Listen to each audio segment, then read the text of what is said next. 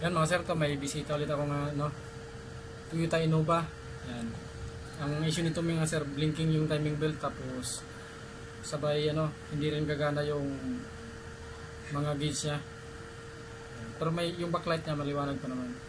Bali gauge lang lang mga sir, saka yung timing belt nagbi-blink.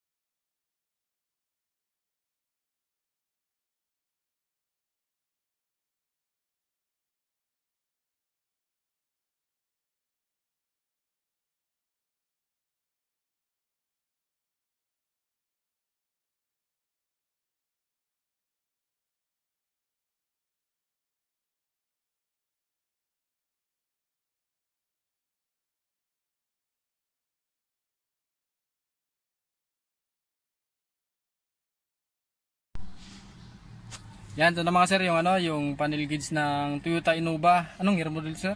2008. 2008 model yan. Blinking yung timing belt niya, okay na siya. Tapos yung mga gauge niya. Sabi ni sir, pasumpong-sumpong lang din naman daw. So ngayon, okay pa rin siya.